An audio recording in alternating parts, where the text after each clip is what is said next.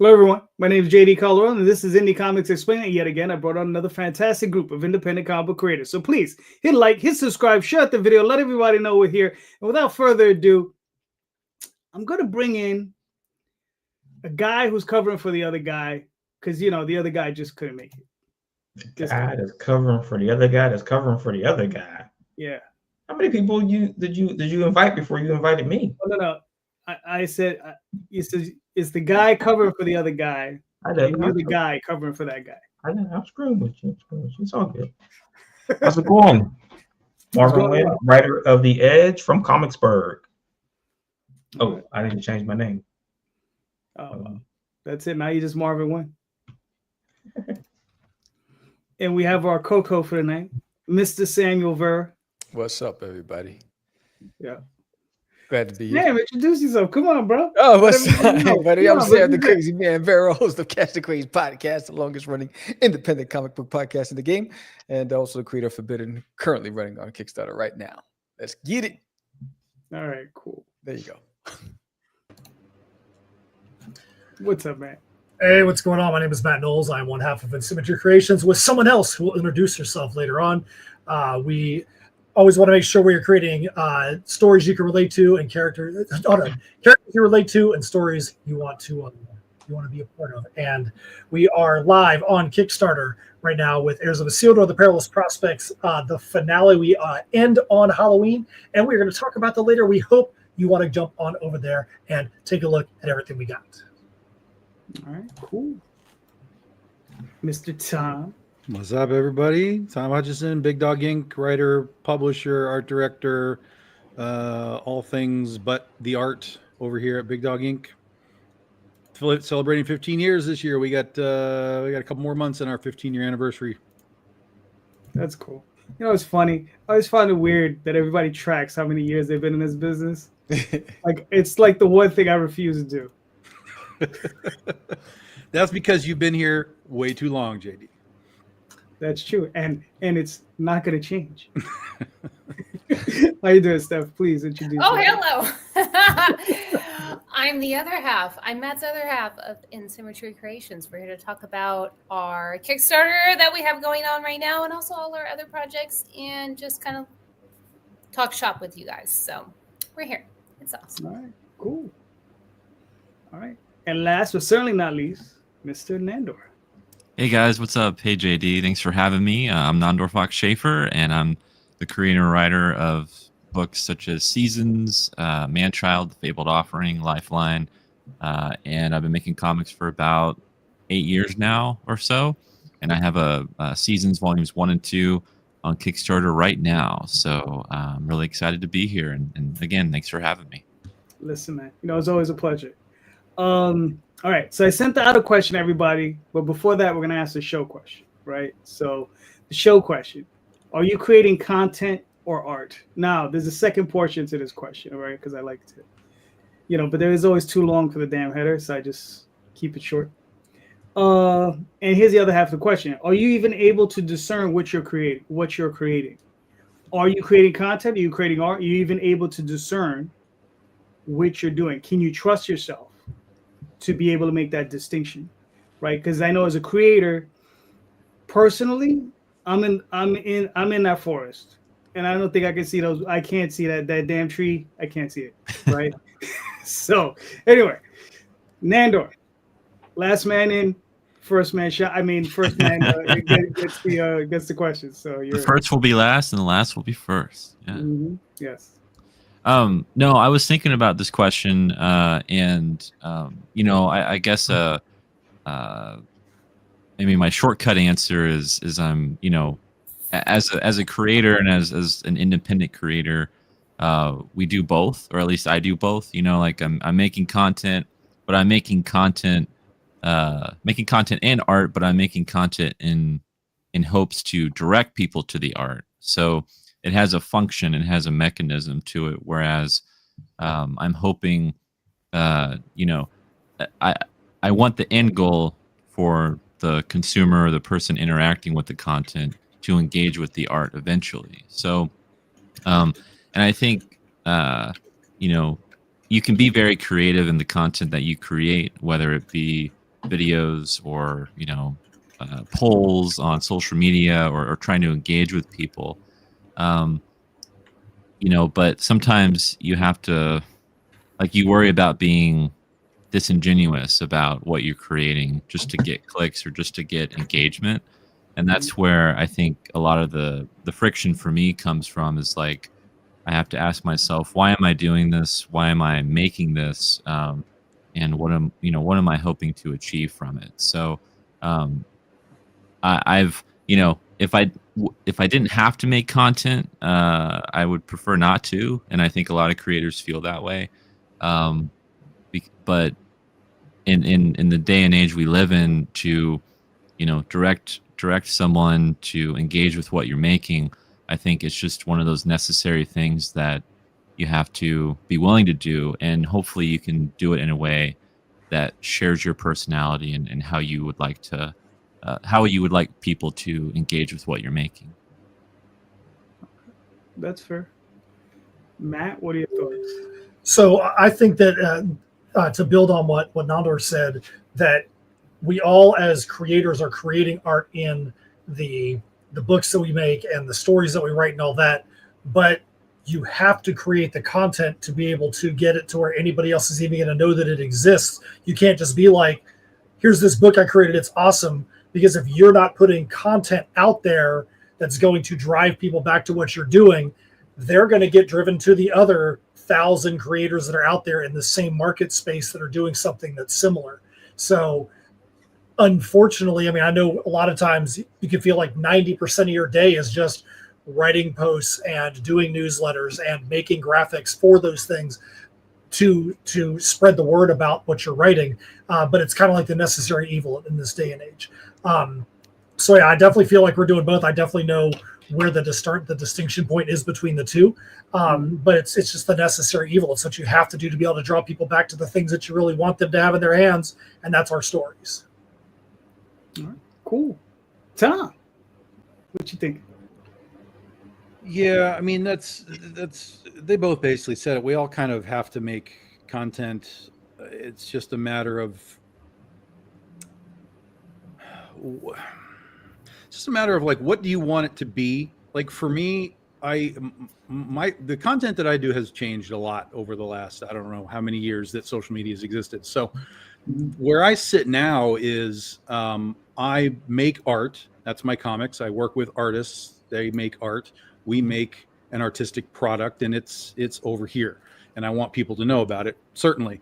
But when I make content, which is just sort of stuff for the internet to consume, I've just fallen back to, it's just me. This is me in all aspects of what I say, what I do, the shows that I'm on, whatever trouble I make on a podcast, whatever bad movie reviews I make. Like, there's no shtick to me. Like, you are getting, Tom, you either like that or you don't like that. And I'm not going to play games to try and like, oh, you should like come follow me because, whatever.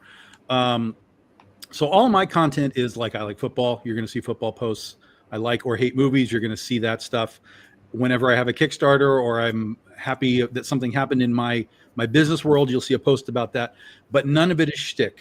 I really don't like shtick. There's too many people that are snake oil salesmen and run with that shtick character thing. And I'm like, as soon as I see that, it's like, I'm turning that off. I don't want any part of it. So, for me, to whoever's watching, if you're thinking about what sort of content you need to create for yourself or your brand or whatever, be as real as you possibly can be. I feel like that's the world that we're in right now. Yes, there are characters and people that do characters like on TikTok and, all the kind of stuff.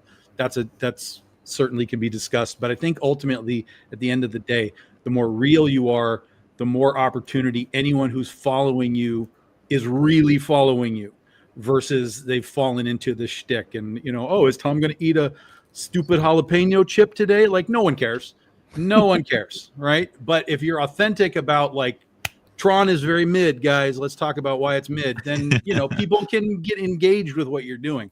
So just that would be my sort of suggestion. And that's kind of what I've done is everything that I do is I believe what I've said. I can generally back up what I've said. Some of it's still in fun, but it's just me. And then hopefully, if you like all of that insanity, by the way I make comics, you might like that too. All right, cool. Steph, what are you thinking? I actually really agree with what Tom just said and Matt before, because obviously Matt and I work together, so we have a very linear way of thinking.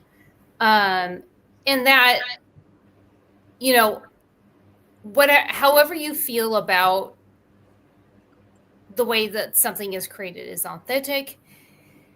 Some people might not agree with that, and some people may, and so you have to kind of lean into that or whatever. But we aren't, I know, like Matt and I as an entity, as in Symmetry Creations, we aren't getting bogged down by what is the most popular right now. And what is the most popular right now is not what we are about.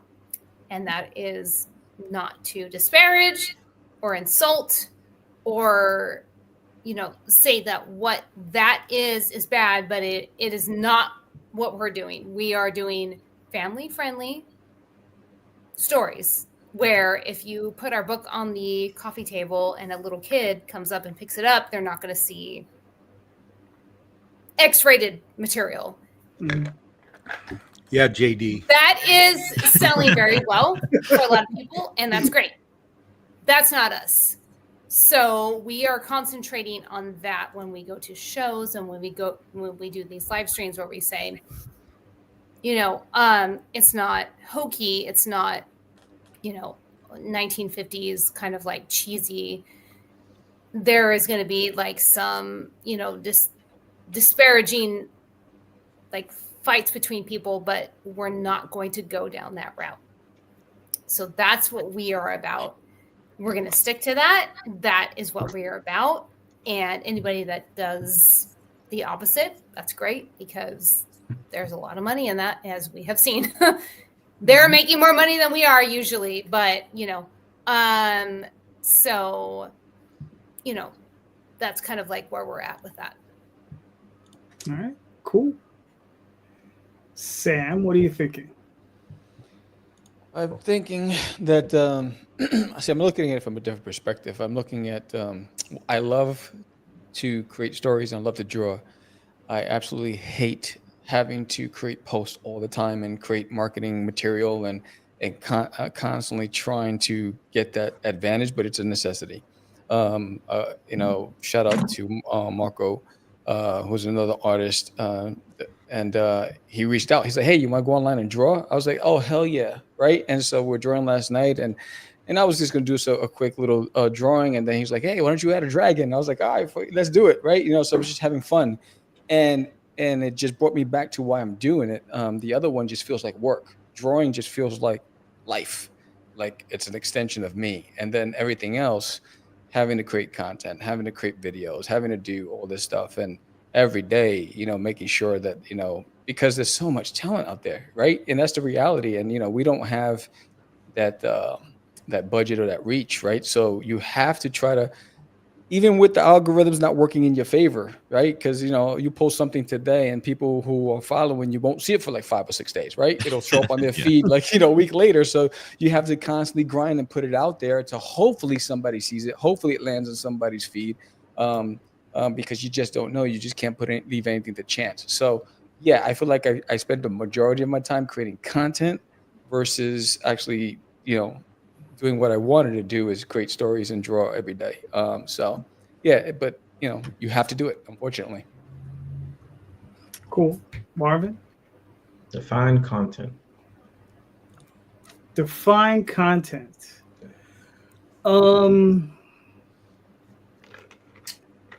For me, content is purely a commercial aspect of creation.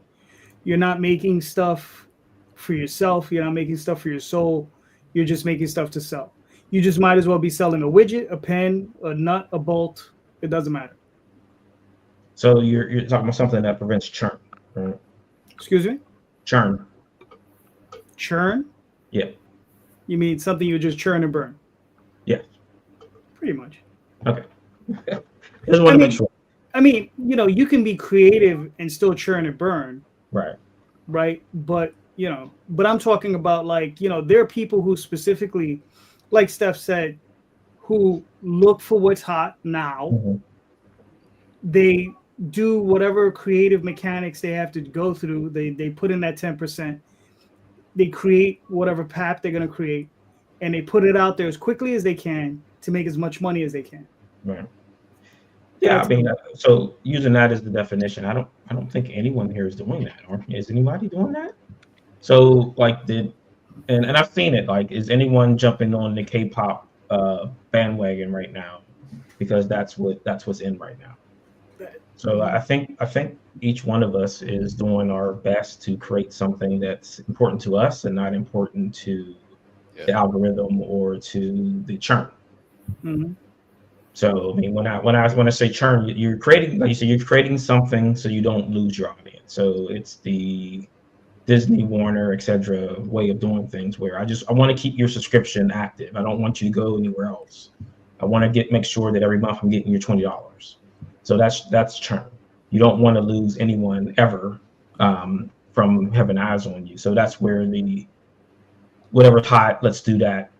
I don't care if we lose like 5 people as long as we keep 10. Mm-hmm. So yeah, Okay. I don't think we're doing that even though I make coffee. So.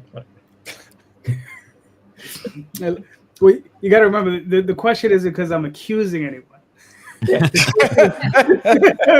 Yes, you are, JD. Except for that one guy who's not. That's why I asked for a definition, because it's like I'm trying to figure out.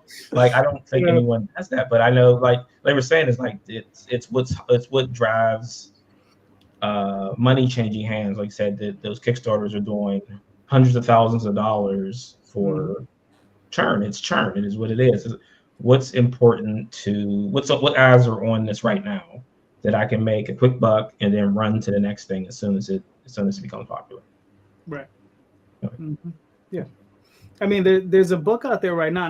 Now listen, the book might be fantastic. I don't know, but I haven't read it, so who knows? What's the blind bag book that's come out that sold 365,000 copies? It's like some Halloween book. I don't know if it's IDW. Yeah, the Mark Spears Monsters thing. Right. Like, we all know we're going to find within the next year 10,000 of them, and any dollar box you go to, you're going to find those books just flooding those things. For me, I don't know if that book, where he's coming from, but I know whoever put that thing where they put it in a blind bag, it just makes it look to me like something that's just like some soulless monstrosity. Now, it could be that it's completely opposite and he put his heart and soul into it and it's a beautiful book, and that's quite possible. But, it looks... Let's just say this. Blind bags are content. Yes. Yeah, that's churn. That's just and listen, and also, to be clear, blind bags, mystery boxes, all that kind of stuff, none of that's new. That's happened for decades. It's been around forever. I just talked about this at Big Texas Comic-Con. In fact, I was like, the Pokemon aspect of it though is new. Not really. Even that was similar, because they were like mystery envelopes. You don't know what you're getting when you open it. Like, none of that's new. But the issue that I have with the blind bags is now it's every single time, right? Now it's every new DC drop is a blind bag. Every new Dynamite drop is a blind bag. Like, it gives off a sense of this is the only way that it works now, is with a blind bag. That's the part that bugs me. And then you're right. You can watch these people opening them, and 1 out of 100 of these people are like, "Oh my God, I got a thing." Most of them are like, "Ooh, what's this? Is this the good one?" Like, because all they want to do is flip it, right? So it's the worst possible reactions from these people opening them. It's crazy. So it's even Todd McFarlane. He was asked if he was going to do blind bags for Spawn, and he was like, "No. What's the forward progress of that? Like, what's the future of that? That's a now. That's an instant. That's a short-term blip on the radar, and then where are we down the line?" So that's kind of where I'm at. Again, I'm not tearing down anybody that does them. We've done mystery envelopes and stuff like that, but it's not every single time. Right. There's nothing special to it. You know what I mean? It's no longer special. Right. Right. Well, it's feeding on the gambling nature. It's gambling. Oh, yeah. Right? Yeah. So that's what it's feeding off of is the idea that I'm going to buy this ticket and then I'm going to go home and pretend that I won $100 million. Mhm.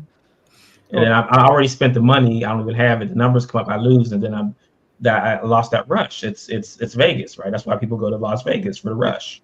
Mhm. Like I see people like pop out like, oh, I got the 1 in 1,000, and then I see another one. I got the 1 in 1,000, and then another one. I got the 1 in 1,000. I'm like, what? There How can are only you be all one. getting this? And how many does that mean that we exists in this entire run? Which, to your point, JD, is like every other copy of this thing will be in the $5 variant bins, within a year. Yeah. I think the thing with stuff like that too is it runs the risk of disenfranchising the true real fan of what you're doing, that they're just like, hey, I just want to get every cover because I like what you're doing. And you're like, well, you want to get these 3 covers? Well, you might have to buy 100 just to get those 3. And personally, I know I would feel bad if somebody that's been a faithful supporter of what we do that just wants one of everything, that they'd have to go through and potentially get like 90 of one cover just through bad luck to get 3 covers. I'd feel like I was ripping those people off. And I think that there's a fine line there. I mean, blind bags, like you said, Tom, can be fun. They can be something that, can create some excitement. But if it's too much and it becomes something that's gratuitous, I feel like you run the risk of losing real fans that just want to be collectors of your things. Gratuitous. That's the perfect. Yep. The perfect word. Yeah. Mhm. Well, I mean, weren't people just complaining recently about ratio variance? Yeah. Yeah. It's For the last same 5 thing. years. It's the same thing. It's one thing. It's Malibu Stacy with a hat. That's You're still repackaging. buying. Yeah, you're still having ratio variance. It's just you have a chance to get it Right. instead of having to spend $100 on it. Yeah, But you might just, still have to spend $100 on blind bag just to get one anyway. So. right. So I mean, again, that's the churn. Like you just repackage something and presented it in a different fashion, and people are like, "Oh, it's something new." No, dude, you just bought Malibu Stacy with a hat all over again. Mhm. Yeah, All I right. think the thing about blind bags in particular, and someone made this point that I thought was very salient, was this idea that blind bags in themselves are antithetical to experiencing the art of whatever's in there. Like it's not if it's about the special collector's item that you've gotten and that you get it and then you CGC it or put it in a bag and board and leave it alone, you're doing yourself a disservice to engage with whatever that art is. Like the point of the book was meant to be read, right? And I know there's always been a collector's market in comics and the speculative nature of comics throughout the decades, but inherently that shows you the difference right there between content and art. It's like, well, did you read the book, or were you just excited that you got the cover you wanted, so yeah, you can flip it? And there's a market out there, and I think that's important, that's great or whatever. But for someone like me, I would I imagine Matt Fraction or Robert Kirkman or these writers who have these blind bags for a first issue. I'm sure they enjoy seeing the numbers, but also deep down as a creator, you would be like, well, did you read it? What did you think of it? Like that matters more to you as a creator. So, and I think they would appreciate that a lot more than just, hey, I got that book and I flipped it and I got all this money from it. It's like, that's not very, I don't know. It feels gross to me. So. All right. That's good. Like I said, I've said it before. I make the stuff for myself and then I sell it. Yeah. I sell it so I can just make more stuff. So that's always been my my approach to it. It's just make it, sell it, make more. So, Marvin, you got a question? Sure. So I was on Comics Pro's recent open house, and they brought up that comic sales are up 18% from the same time last year. I mean, is anyone seeing that from your perspective, or are we just? I'm just thinking that it's just the big two that are seeing upward sales, because with the loss of Diamond, you kind of lost like half your indie market in shops. Interesting. Matt, what are your thoughts? I think just looking at the Kickstarter market, I know, Tom, I know you follow a lot of that as well. So if I'm saying something that's incorrect here, please feel free to correct me on it. But I feel like from a physical units perspective on crowdfunding, it seems like the physical units going out are lower than in, say, campaigns past. That doesn't mean the dollar amounts are. I mean, that doesn't mean, nobody's, doing 2020 through 2022 type numbers, because that was a complete unicorn period of time. But I feel like the number of units is not as many. The number of backers is not as many as it was before. So yeah, Marvin, I do think that there's probably some, if you take out that top 1% of sales, coming in from, the big two that are putting out crowdfunding, or the big two that are putting items into the mainstream market. If you take those out and look at the rest of us, I think you probably are going to see a decline in overall sales numbers, but I could be wrong. You're completely wrong, Matt. No, I'm kidding. I was like, dude, let me hear it. I want to hear it. I was like, I want to hear it. You're no. I said, Tom, hold on. Before you answer, I just wanted to say, Matt, you never, ever have to apologize for us for correcting you. We will always correct. Don't even worry about it. Do it. I love it. Tom, I'm sorry. Go ahead. So, yeah, if we're talking about from the past year, there's easy answers. Blind bags, Absolute Universe, Ultimate Universe, all these started in the last year, 2 years. That's your bump right there. There's very little in the, whatever you want to call it, the creator-owned world, even within Image and that kind of stuff. There's very little of that's really got a bump. Obviously, Battle Beast was a big thing when that came out, but that's one of those sort of rarities. So there's definitely bumps in the Marvel and DC world, little blips like Battle Beast, stuff like that.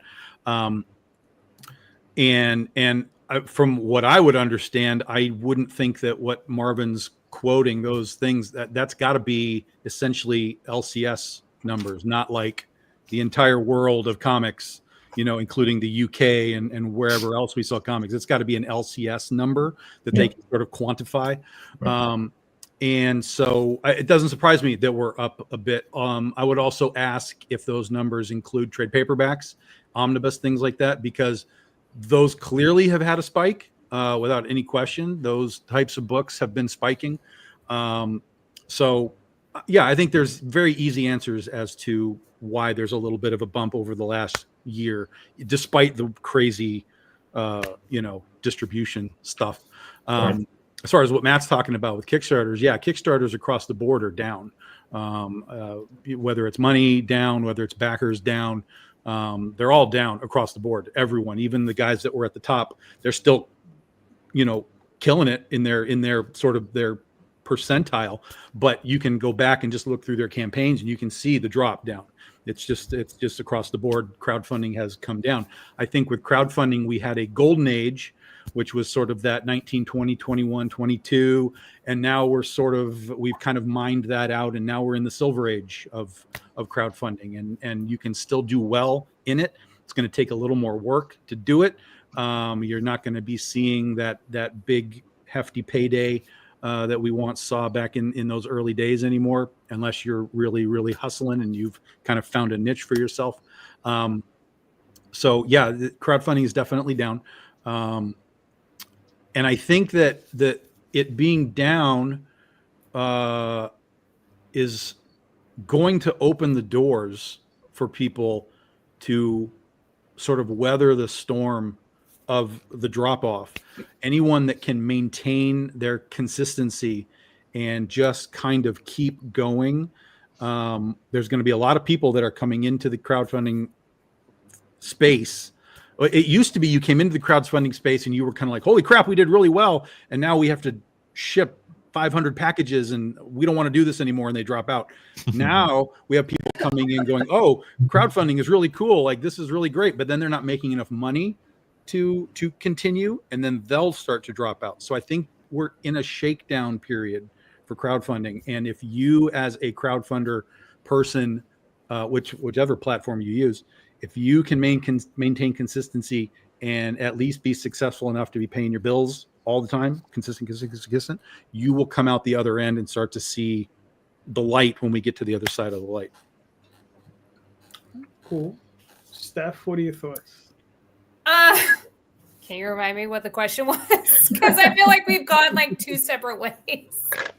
Well, I mean, I always hit the fork in the road, and I'm like, I thought I knew what the question was, but now I'm very confused what the question. Well, I guess we can plus one it. So during the recent Comics Pros open house, they mentioned that comic sales through retail is up 18%.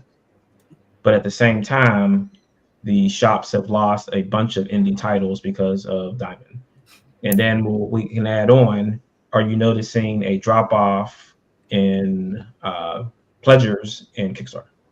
So real quick, before you go, let me just add something to that, because we're talking about the retail side, right? I've often said that retail doesn't need us as much as we need them. And if we're seeing a loss of indie titles at retail, and yet retail is bumping, that just sort of proves that they're buying 5 of my book and putting it on the shelf is not really relevant to them. I'm going to answer this as well as I can, because I feel like this question has gone 360 degrees. My goodness. Wow. Okay. I don't even know what the original question was. This has gone. Here's what I'll say. And I don't even know if this is any bit of the question or any bit of the answer, because I feel like by the time it got to me, this question has gone all over the place.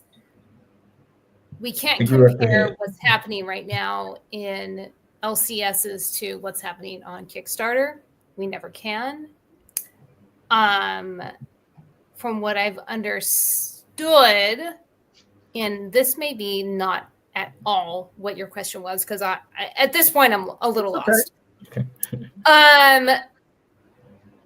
From what I see from the big two, they're trying to reinvent once again their titles.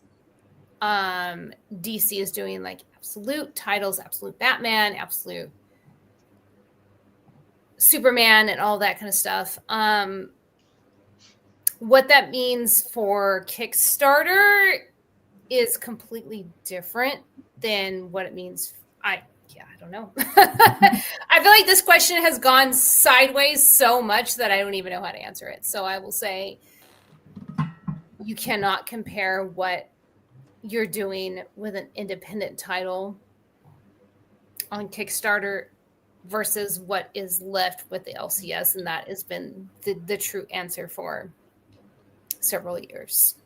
Yeah. So I don't know. This question has gone off the rails. I just think I think to build on what Steph is saying, I feel like, if people are like, yay, Absolute Batman is selling, that doesn't mean anything for Nandor when he's at a convention with his book, or when he's on crowdfunding, because they're not there because of Absolute Batman. They have that thing that they know. Think about how many times somebody goes to a show and they want to buy somebody's drawing of Spider-Man that's there. And they don't even look at your table. That's the character that they know. And IPs that people know, I feel like that's where the money is. That's where a lot of the money is going to collectability. That's what makes it difficult for the 7 of us that are sitting here, is that we have to work that much harder for that dollar that's barely there to try to get somebody to spend it on our title that's not something that they know. To be honest, I don't think about what Batman is doing and what Spider-Man is doing and what Avengers is doing, because that's not what I write. I'm not a writer for DC or Marvel. I'm a writer for Insymmetry Creations. I worry about what Insymmetry Creations is doing. That's right. I don't care. I mean, I'm a fan of Batman, but I I don't mean it to sound rude, but I don't really care what the big two are doing right now. I care about what indie comics are doing. That's why I'm on the show. I'm on the show to talk about indie comics and what In Symmetry Creations is doing and what Tom Hutchison is doing and what Damn Marvin's right. Damn I don't right. care about Batman's Somebody clip that for me. ad I love design. it. I don't care. That's not why I'm here. I'm not here to talk about that because then it's just kind of like we could be sitting around the dinner table talking about that stuff. I'm here to talk about indie comics and what we're doing for indie comics. All right, cool. Nandor, what are your thoughts? Yeah, I'm very happy that comic sales are up by 20% in the direct market. Roughly 20%. Mostly because I really do care about my local comic book store, and I really care about them surviving. Thankfully, none of my shops have had to close. And I feel for other people throughout the years who have lost their LCS. And, if the big two are doing well, it gets more people in the stores. And it also, if you are in the direct market as an indie comic book creator, if you have a book, distributed, or even in your local comic book store, you just have a relationship with the owner there, the manager there. If more people are coming in and buying comics, you have, more of a chance of them seeing your book there. Or if you're participating in a book signing or an event that your local shop has on, all of that, I feel like can trickle down to the indie creator. And I feel like that's really important. I've been very excited about what, the big two have been doing. It's gotten me to buy more stuff. But I'm a creator too. And I'm a comic book fan for life. So it's not like there's going to be a time when I stop buying comics.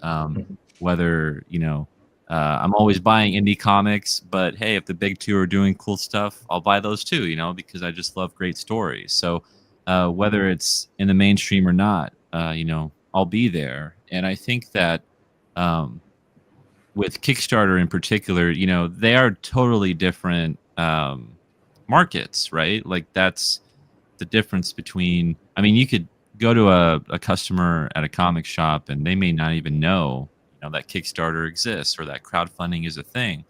But the cool thing is that when you have your book, when you have crowdfunded your book, you have the opportunity to get your book in a store. And that's where you can bleed into that market. And I think that, is great because we have to diversify, like it's important to have your book anywhere you can. And whether that's through a distributor or you yourself doing the footwork and pounding the pavement and going to bookstores and comic book stores, I feel like all of that, is just a great way to get your name out there and your work out there.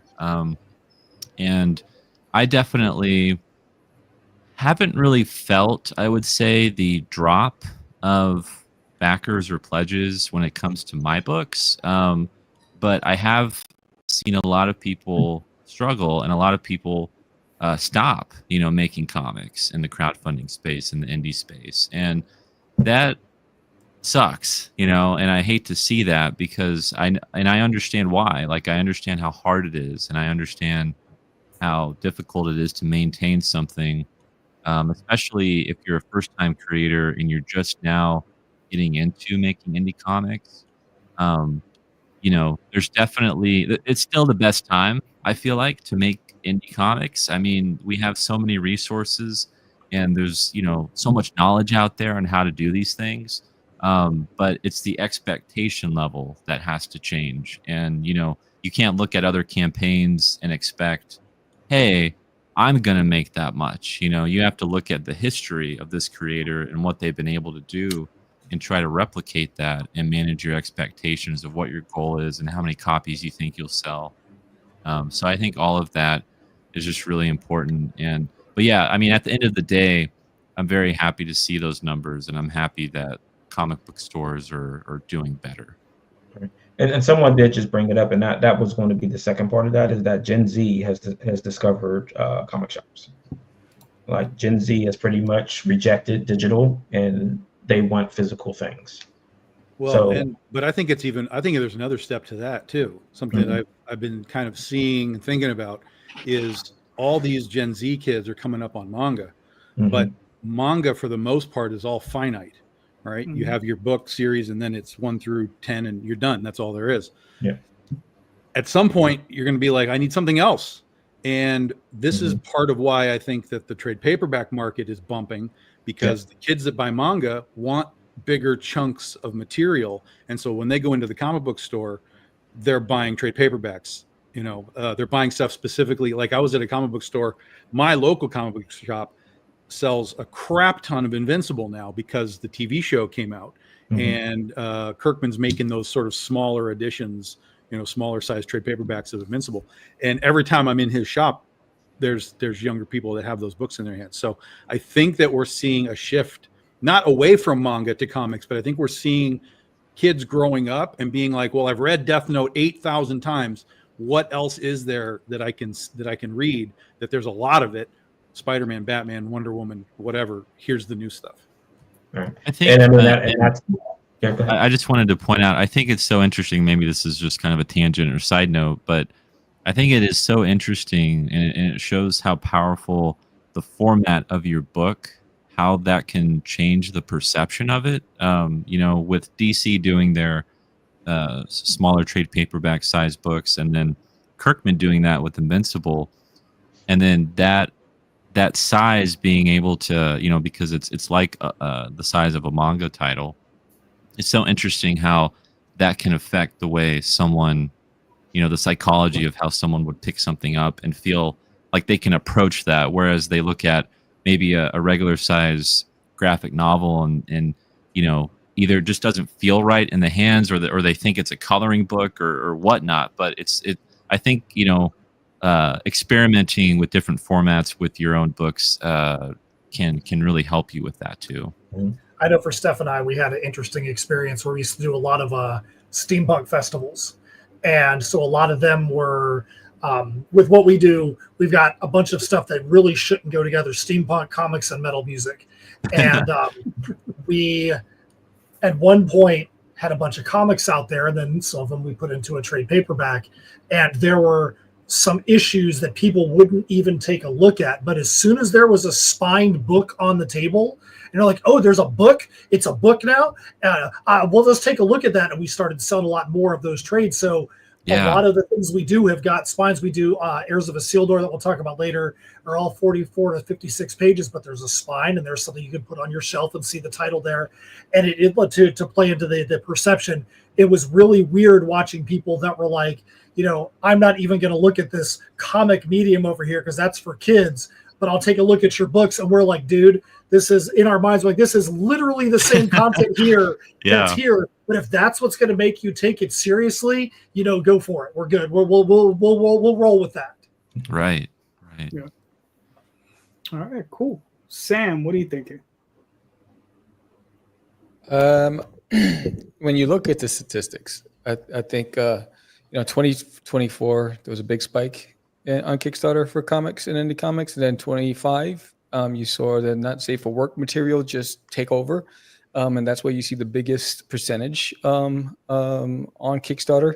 It's everywhere. I mean, I think. I know that anytime I launch something, I don't show up on just launched. I have to scroll, right? If I go to comics, I got to scroll, and I'm scrolling forever until I find my right, because all that other stuff is rising to the top, or the mainstream independents or the publishers that are launching a project, whether it's G.I. Joe or whatever it is that they're launching that dominate the space. So it's I think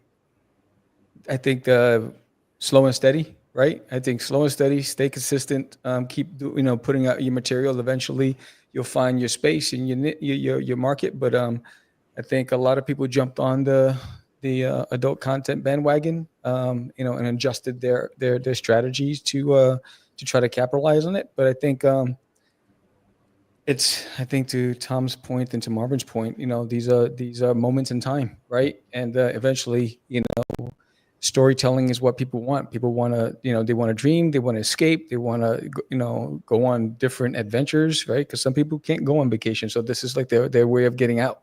So I think if you stay consistent, You'll eventually get there. I mean, I've always been just a steady Eddie. Kickstarter's never been that playing field where I've seen huge success. I actually do better when I'm at shows, except for the last show I just did. But we're not going to talk about that. That was painful. But outside of that, so I want to ask about that real quick. You don't have to go over the whole thing. So was this a small, medium, or large show? It was a large show. Did you get a lot of people coming past you that said, "I don't read comics"? No, I had a no. So it was very different on this where you were, right? Like where we were in the same aisle. But what I found was if I sat down, people would approach the table. As soon as I stood up and said hello, they were nervous, and so I was trying to figure out what's going on. And you know, when you think about it, it's a big military town. Right. And there were a lot of families and it's like $45 again or whatever. So unless you were by Brian Polito and, you know, and you had some things going on and there was a buzz or whatever it was, on my side, it was just dead mansville. There was like 20 of us that was just like, you know, we're there talking to each other.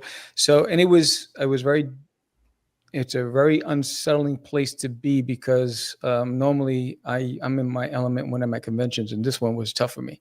So it doesn't matter what I did. The spending power, the wallet size was different at this event. There was a lot of people, but they weren't spending. If you looked at it, 9 out of every 10 did not have anything in their hands other than the brochure. Right. And I only asked that because I've started to notice I don't read comics and a lot of the walking around not really purchasing things. I was at a small pop-up yesterday. It was a 4-hour show. And everybody was buy. I was on 4 hours straight. I sat down like once the whole day because it was just bang, bang, bang continuously with those kinds. I think that's a lot of the element. Like I go where the people are at instead of just trying to just do comic focused shows because of what you're talking about. Yes, to your point, I find I have a tremendous success when I do out-of-pocket events like local shows at a library or at a school, at a community center. Mm-hmm. I find like I have tremendous success when I'm in a big arena where, you know, there's celebrities involved. It's a fight. It's an uphill battle. So it's one of those things I try to stay away from. I did this one because I'd never done it before. Mm-hmm. I wanted to give it a shot, but it's a gamble anytime, you know, because in the moment in time that's happening in the market or in the state of the U.S. or whatever it is, can have an effect on all of us. And, you know, unless you have that notoriety, it's going to be a tough battle. Gotcha. Okay. Yeah. All right, cool. For myself, the one thing, I mean, I can't really comment as to how well the stores are doing or that sort of thing. The one thing I've noticed though is that when I buy my comics through DCBS, so I go through the catalog and I do my purchase. The one thing I've noticed is since Diamond has been gone, I've been buying less and less books.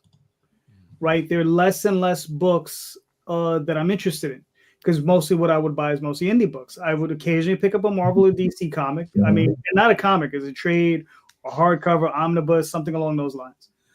You know, I'm still doing that. The stuff from Image, obviously, Dark Horse, those companies. But from like the real small indies, which are gone, I'm obviously not picking up anything from there because they're not in their catalog. So I've noticed I'm spending at least 40%, maybe even 50% less, you know, I wouldn't say month over month, but since like my peak, I'm at least at half from that peak, you know, from where I was originally spending, even from my average, right? I'm about halfway down, right? Because the Marvel stuff, I just try to pick, and from DC, I just try to pick up what I hear is the best stuff. That's the stuff I try to pick up, right? So, I'm not interested in like the life of every Batman character out there. Right. So in your mind, so now we're talking about speculation market. Right. Speculation market caused the crash. Okay. Or now that you're saying that your spending is less, that means that you're probably in the same boat as other people. So do you think that even with more shops are now closing, are you headed to another crash? I think the crash is like, I think we're kind of in the middle of it. You know what I mean? With the loss of Diamond, and then like, what is it, Lunar? Doing what they're doing, right? Because they don't want to pick up the smaller guys, right? We have Philbo doing what he can do, but there are a lot of retailers that don't want to deal with him because of his terms of service. There are, and then we don't know what's going to happen when Universal comes in. We don't know what's going to happen, and then what the hell's going on with the almost dead body of this Diamond. I guess it's still gasping for breath, right? At some point. Although they actually listed the new preview. The new books. There's nothing in there. It's empty. Right. Like it says books for release in January, and you click on it, and it's like nothing. There's nothing. All it has in the drop down is image, and there's nothing. It's just nothing. Right. Wow.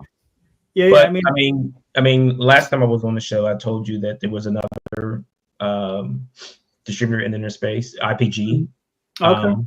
But I've already talked with them. They are only doing 40 pages or more trades. They're not doing 32-page books. Oh, okay. Interesting. All right, cool. Well, that's all I got. What you got, Marvin? Answer your own question. I mean, I notice a lot of things when, like, because I'm in the shops continuously, and I'm always talking to the retailers. But what I noticed is 6 shops closed in the last month. Mm-hmm. So to sit there and tout that the market is up 18% when you lost stores, that's bad to me. That doesn't seem like a healthy market to me.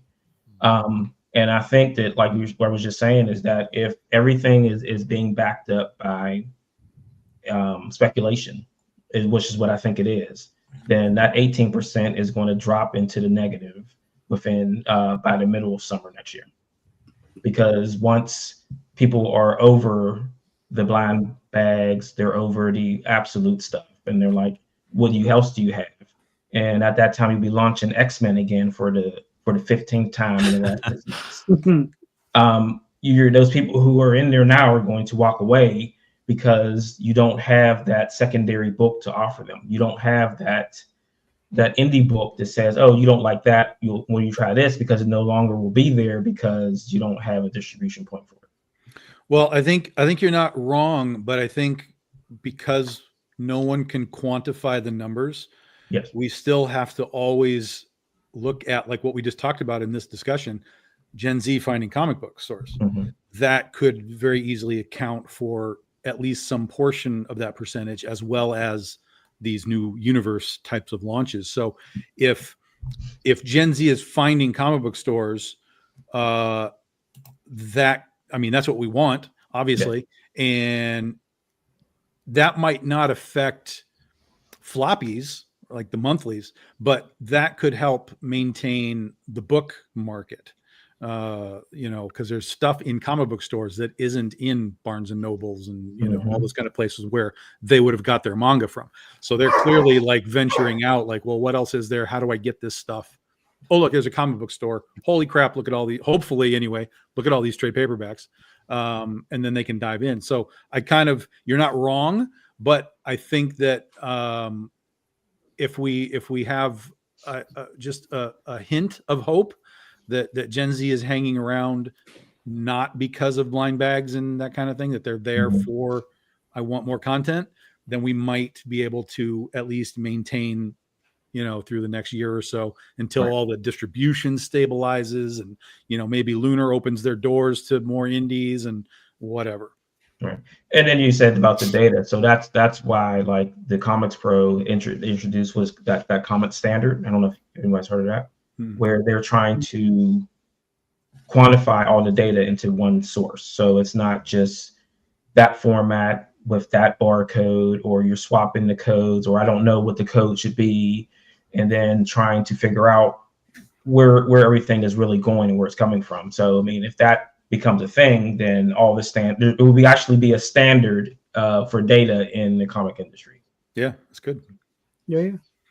I mean, listen, we don't know who's going to be the heir, but we do know who's the heir of the Isildur. So, do you guys want to see the video? That's like a 3. I That's a tried. 3. That was great, man. I loved it. I was like, dude, when you said who's the heir, I'm like, dude, JD, let's go, man. I didn't know you were going to do that. That was awesome. You want me to play this video? Sure, man, for sure.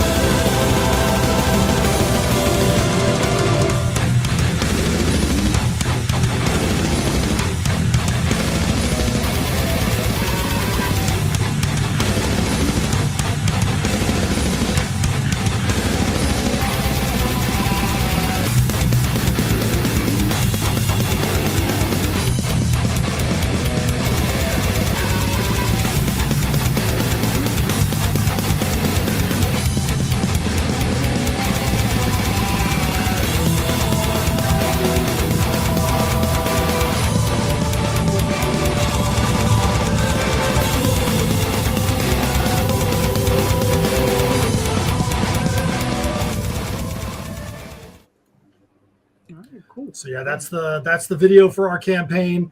Like we said, airs as our Steampunk Comics and Metal Collide. All the metal music that you hear in our videos, on our albums, and stuff that is written and produced by me. There's been some guest performances, guest appearances. Steph even got to make a guest appearance on the last album on a couple of songs, dropping in a couple of guest vocal spots. But this is the finale episode for Heirs of Isildur, the Perilous Prospects story arc. This is the 5th and final episode. This is going to be a 48-page perfect bound book. We're super excited about this campaign, about this project, about finally being able to wrap up this storyline. One of the things we like to say in the way that we write, we like to know what our concept is, know what the climax is, and then figure out how to get from point A to point B. We've known where this story arc was going to go the entire time, and now we finally get to show off how all the little seeds that we planted for the first 4 issues, or we can all go and harvest them all right now. As JD is showing us going through, we have a bunch of different covers in there. We've one of the fun things we like to do is homage covers with each release. This time it's Back to the Future, and it's based on Back to the Future Part 3, because the Wild West, the steampunk kind of look of that poster fit well for us. Ironically, the day we launched this campaign was the day that the original cover artist, the original poster artist, passed away. So we thought that was a very ironic thing that happened when we launched the campaign. There's 4 covers in this campaign. We also like to always make sure there are fun and unique things. We have a wooden etched cover as well. That is a wood only variant. So that one is literally a painted piece of wood that is then laser etched for the cover. We've got metal covers. We're known for our socks. I think we got our 12th different socks in here. We've got poker chips. And part of the reason we do these things is not just so that way we can have a bunch of crap with our stuff on it. It's because one of the big things I know that for Steph and I is we want it to be where when somebody's done reading the issue and it goes away on their shelf, that the IP doesn't disappear there as well. That's why we've done albums where there's some songs that's like, hey, you want to know this character's backstory? It's the lyrics on this song. Sometimes there's an expansion to the song, the story. We had one of our stories where there was a very minor character that had a super cool backstory, but it made no sense whatsoever to put it in the book. So we actually made it the lyrics to one of the songs. But as you can see, JD's scrolling through the pages there. We've got 4 days left. We end Halloween afternoon. We're actually $59 and 1 backer away from 2 different stretch goals. So hopefully we can hit those things soon so we can announce some more stretch goals from there. All right, cool. So this is the final issue of this arc? Correct. Yeah, this is the final issue of the Perilous Prospects arc. The tagline for the whole thing is the apocalypse has come to Shadow's Haven, and the only way to stop it might be through those who accidentally caused it. So we are finding out in this 5th and final episode Ultimately, will anybody be able to stop it? Will Shadow's Haven be completely destroyed? Will it ever be the same? Will everybody actually make it out alive? We've already stated it even in the video that, not everybody is going to make it through the issue, but then it becomes, who is it that's going to make it through, and how are the ones that make it through going to be changed? All right, cool. Now, obviously, this is run for 5 issues. How many total arcs are in the series so far? So right now there's 2. The first arc, the Crossroads Conundrum, was the initial arc that I had started that was more illustrated novel. So the story, love the story of it, but the actual art and presentation of it is much more prose based than you would get in a normal comic. So that one is there and available as right now it's just digital. We actually are out of the physical, so we're only selling that one digital. And then we've got this one, and then we'll see what happens from there. We've got other spin-offs from Heirs of Isildur that are our main focus after this. We have our I Am Keto, which was fantasy horror one-shot that spawned our series Tatsumi, the Serpent Mistress, which is swashbuckling pirates in the Far East. That's going to be where a lot of our energy goes once this arc is finished, because that's where we've got our artists working so fast on that one. We're having to keep up with him, which is one of those odd things in the industry where the artist is like, dude, I need more script. I don't have enough script. I need to be working on issue 4, which legitimately we're having to get him issue 4, even though we've only released issue 1 because he's working that far ahead. Nice. Well, that's good. All right, cool. I mean, you got 4 days left. You got 99 backers. You're well above your goals. So, listen, everybody, get them to 100. Those are awesome books, awesome series. I mean, it's really cool. If you guys can get us to Tom Hutchison numbers, or even if you got us to like a half Hutchison, we'd be super stoked. There you go. Very nice. That's going to be our unit of measurement from now on. We can call it the Tom. All right. Very nice. Talking about Tom, there's this thing going on. He has gone on. I was going to say, you had the perfect segue and you just stumbled it. No. That's why I know you always get upset at me, is because I never segue your stuff. But anyway, Tom, please tell us about BD15 Anthology. Yeah, so this is something that became an annual tradition sort of by mistake. After a few years ago, we did a BD13 anthology, and everybody was like, "You're going to do more?" I said, "Okay, we'll do more." So every year now we do an anthology. It's 3 10-page stories. The first one here is Nosferatu. That's our vampire critter. That's what you just saw going by there by Jason Hare and Todd Vertice on colors. The second book is from our Princesses versus Zombies series. It focuses on Pocahontas. Pocahontas, if she was a vampire. So the character is like a heavy duty cosplayer. And so she's created this Pocahontas, if she was a vampire character, for the series. And this is sort of her origin story. And then the third one is a new book that we're doing called The Amityville Sorority Sisters, which is a throwback 70s, 80s style kind of mini movie that I'm doing with Jesse Wichman. This will be the 10-page sort of origin startup of the story. And then next October, we'll be doing the full-sized 40-page complete book for this thing. But we want to get it started and show off the characters and get it all done. So Jesse Wichman's back on interiors for the first time in like 8 years, which is great. And Chuck Obach doing colors. Nice. A couple of stretch goals there by Bun Leung that are getting close. So we're at about $7,600 right now. So we got about 2,400, and we'll unlock that first one. Those are gone now. You're on an old link. Those are gone. Those are our day ones that we do. Everybody gets a trading card, and then we have a couple of retro foils, but those are gone, folks. 8 o'clock, those wrapped up. So get with us next time. You'll be able to get those things. And then here's the books themselves. That's the regular cover. So that piece connects to the previous 2. So it's like one long extended street scene, which you'll see a little bit later. There's Pocahontas, If She Was a Vampire by Hedwin Zaldivar. There is Liberty, the Amityville Cheerleader by Zork Marinero. And then Mike Crome came back. That is our Nosferatu, our vampire critter. And then we have our 2025 Big Dog Inc. bathing suit team. We did a 2024 last year, so we did another one this year. This is a little tribute to Michael Turner and Aspen Comics, who did a art print like this many years ago. And so we did a little tribute by M.R. Gunn. You can get all the books together. You can kind of see how they all connect right there. There's a Virgin holofoil set for the cheerleaders, as well as one medal. That's the only medal that we have on the campaign, is that one there. And then these are our 15-year anniversary books. On the left, we have our Fast Times at Ridgemont High homage by Pedro Perez. On the right is the new Critter costume by the original Critter artist, Jose Luis. So those are a couple of new 15-year anniversary books. And then the other book in this thing is the BD Index. So it's an old school who's who, like Marvel's Who's Who, DC Who's Who. It's 32 pages, 32 characters, 32 different artists through the whole book. Nobody got to double up. There's a whole bunch of people in here. In fact, there's a bunch of people that this is their first BDI work as well. Jason Millett did that Albatross one right in the middle.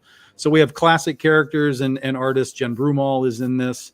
Fabio Samau is in this. Oh my God, Ryan Kincaid and Jordan Gunderson. And we've got a few variant covers as well, of course. Becca Whitaker and Adam Withers. That's the new Critter costume. He's the original designer of Critter back in the day. So I went to him to help me design the new costume. Isaac Bell on the Dick Giorgiano Wonder Woman homage. Cool. And then, of course, you can get it all the stuff in one big campaign, one big pledge. There are a few holofoils that you can grab. And then the rest is Big Dog Inc. Universe. Grab some extra stuff you haven't tried out before. Catch up on things that you need, trade paperbacks and singles. And then we have a whole bunch of prints. I have like 5 to 10 of these things left. So there's very, very few of these prints left. So if you like art prints, we've been selling a lot of these too. I've been looking at the add-ons and a lot of these are going. So that's great. Most of those are pretty much on the sellout list. So if you want them, grab them ASAP. All right, cool.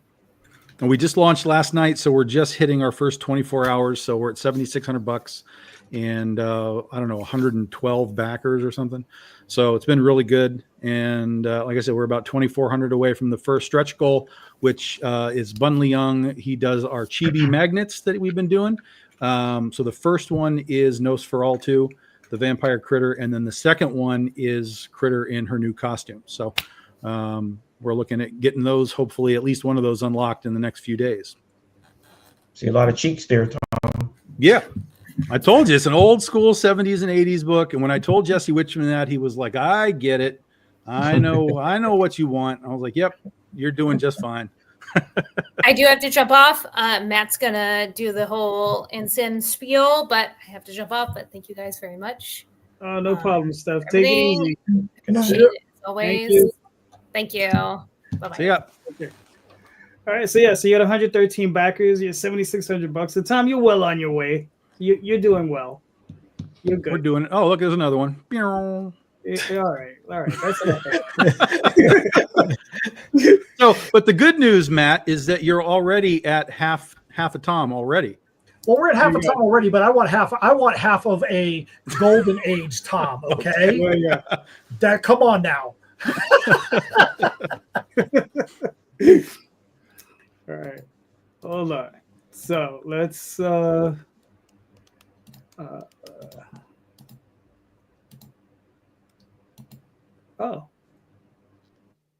okay, look, I'm gonna pull up all right. Do you want me to play this video, Sam? Sure. All right.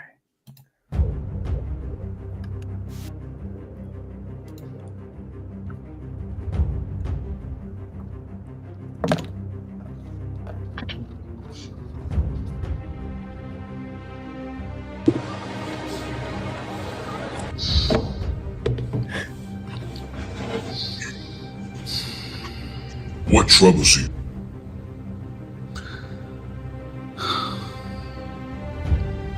Alas, my friend, I bear troublesome news. Then we must drink. Not just have I.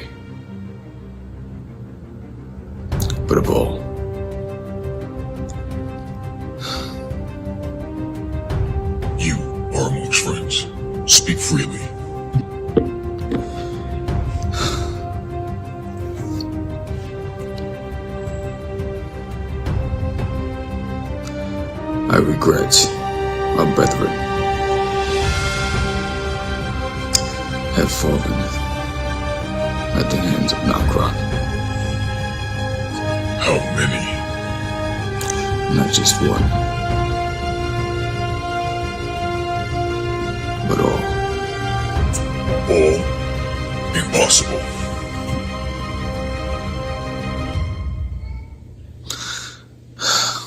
The House of Box is no longer. We must plan. We must plan today. Darkness is coming.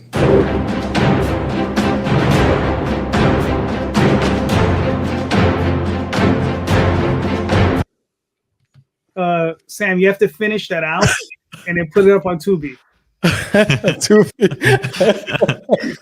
Hell yes, Sam. I love that, dude. So Yeah. cool. Believe it or not, they said that I was listening to some podcasts about filmmaking. They said Tubi is actually the home of micro filmmakers because they're making their money off of they. I guess there's a split on the ad revenue. I think it's like 70-30. Oh, really? Something like that, or 60-40, something like that. But yeah, that's how a lot of these small guys, and we're talking about microfilms, like $25,000 and less. Oh, wow. Yeah, but anyway, Sam, talk to me. What do we got? This is Forbidden. It's a book I wrote 25 years ago. yeah, I've been around when Moses was parting the sea. I got wet. I got a little wet. It messed up my gel on my hair. But yes, it's 25 years in the making, and it's a 200-page graphic novel, omnibus, and interiors done by Anibal Arroyo and Prime Santra. There's a hardcover edition. There's also a softcover wraparound edition, which was done by Eric Ifata, who is a concept and gaming artist. So I'm really proud of this, and I'm excited to bring this to Kickstarter. Basically, it's about a race of people that were cursed from walking the surface of the earth centuries ago, and they remained on the ground ever since. They remained primitive, and the descendants that put the curse on them have evolved. A demon by the name of Nokron takes on the form of an oligarch, a billionaire named David Hunter. But the legend has it that he will fall at the hands of the son of Vox if he rises from the ashes. And that's how the story begins, with the son challenging his father, saying, "Dad, how do we know this curse still exists? We've been down here for ages."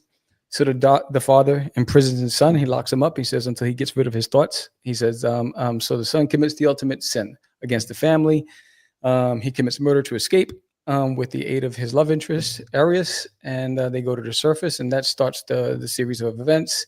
His sister Desiree is caught between a rock and a hard place. Do I go after my brother, or do I stay with my father? The father refuses to aid his son because he knows that the son has just set off a series of events, and he has to prepare his people for what's to come. So it's sci-fi, fantasy, old world meets new, and there's a lot to unpack on this campaign. There are trading cards. There's a 300-piece puzzle set. There's bookmarks. There's prints and stickers. There's a bag.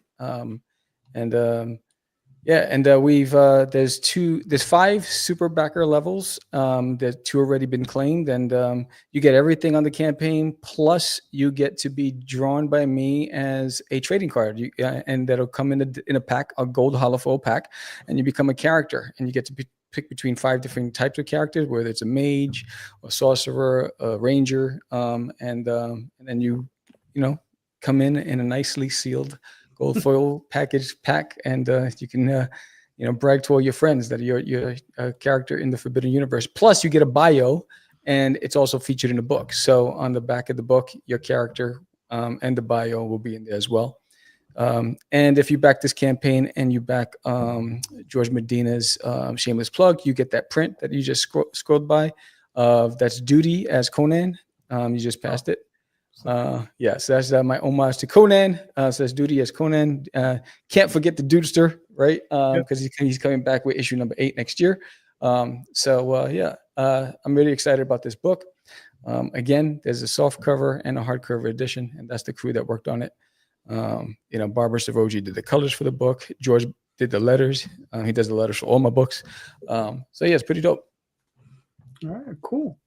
What got you interested in fantasy like this? Because obviously I've seen the like Duty and that sort of thing. You've done that in the past, but why fantasy? Well, I wrote this I released Forbidden back in the days of Big Apple Comic Con. So I created Forbidden back in the days, and I was always a big fantasy guy. I used to read the magazine Conan comics, the magazine size, the black and whites. So I was a big fantasy buff, and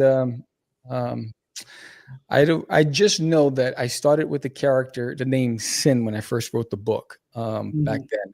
And I started asking my questions. Why the name Sin? That's not his real name. What's his real name? And then I was like, oh, he got the name Sin because he committed sin against what? What's the biggest sin? Against your family. What could that be? So, and I started writing it and building it from there. And I created everything, all the characters. I designed the characters. I created the worlds, the back history, everything.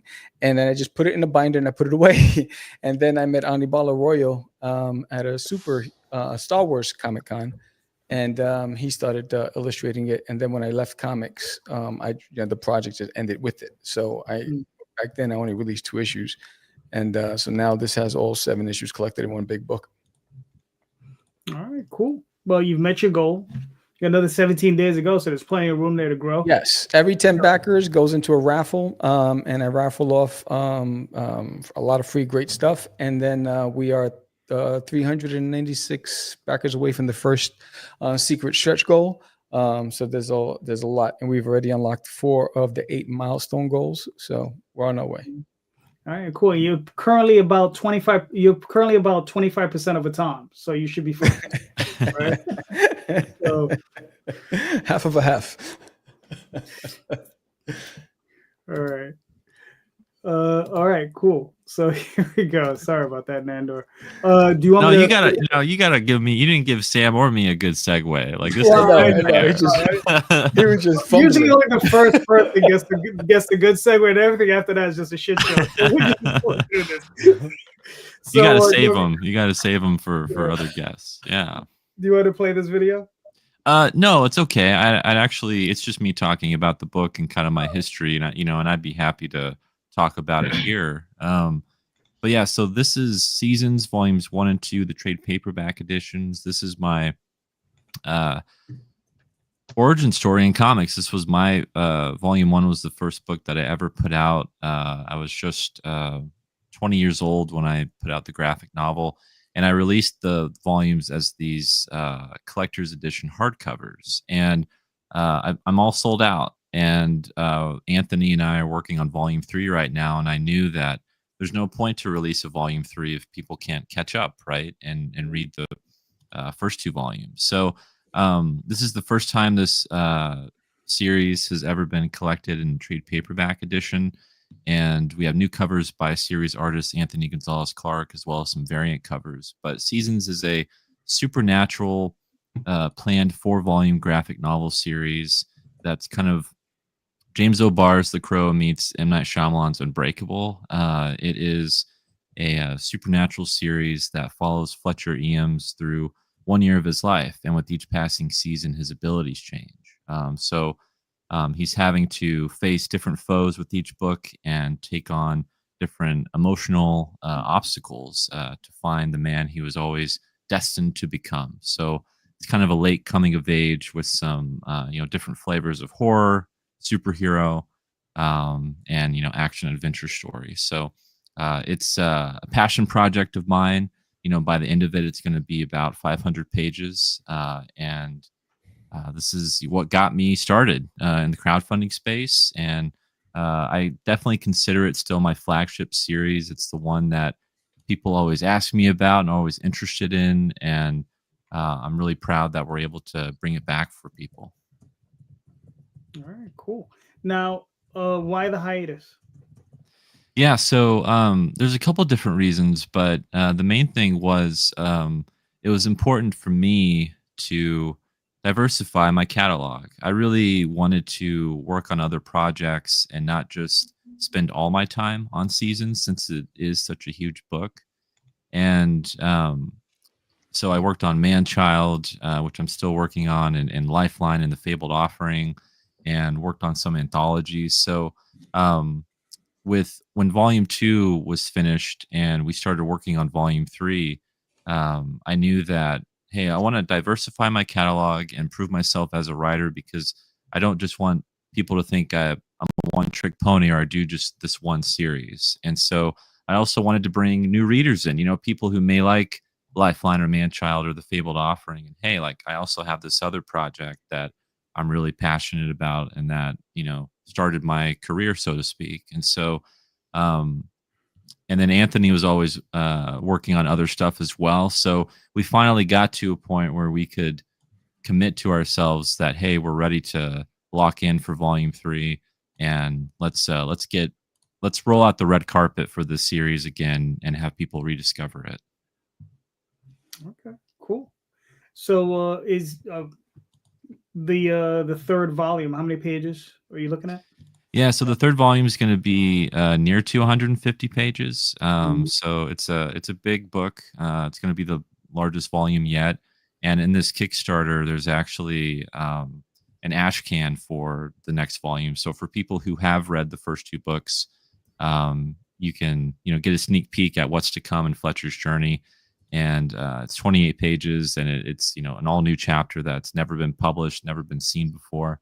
But yeah, so we got a lot in store for Fletcher to finish out this book, the series, and so it's really exciting. But yeah, it's we can't wait, and we're really excited for what's to come. And Anthony, he's been working on this series with me. We were both first time creators when we launched Seasons, so this was his first book, this was my first book, and we've both been sticking together through it all. So it's been really cool to grow together as artists and as creators, and to keep this series alive.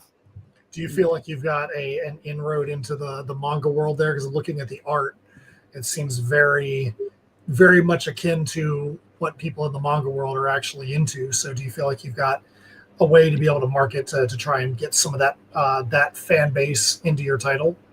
Yeah, for sure. I mean, every time I'm at shows, and it's really interesting because I kind of, I originally was putting out Seasons for free online as a webcomic when I started, and the manga boom hadn't really happened yet, and so I find now, even more so, I find the book to be even more marketable, even more relevant than it ever has been. And people would always come up to me and be like, hey, this has, a manga aesthetic or an Eastern aesthetic to the art style. And that's all Anthony, like he really brought that to the table.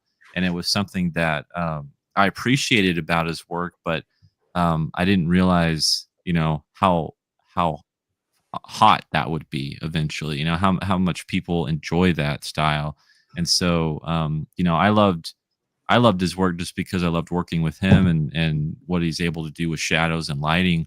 And then now to see, how much people are responding to manga, it's been really good for us. And do you felt with the hiatus that the two of you have grown as artists? Oh, no doubt. Yeah, no doubt at all. I'm actually happy that I did not release volumes 3 and 4 yet, because I've been editing, my work, and I'm just such a better writer than, or at least I feel like I've grown a lot. And, nothing major about the story for volumes 3 and 4 has changed, but my approach to dialogue, my approach to, cutting any fat off of story is just so much better. And I'm able to really hone in on what I've been able to do. And hopefully with volumes 3 and 4, people will see the quality change, not only with my writing, but Anthony. I mean, you can see his transition from 1 to 2 and how much better he's become as an artist too. So that's been really cool. And one last thing I did want to mention is that this book was picked up by Source Point Press, and it's going to be available in comic book stores and bookstores through Simon & Schuster distribution next year. But if you back the campaign, you get the book, before anyone else in the world, before anyone in stores. And so, we do have Source Point, Dirk Manning over there backing us and really excited for us. And so if that helps for people to, hey, this is a serious book with people who are excited about it, and that has the backing of a publisher, just take that into account. This is a passion project of mine, and I'd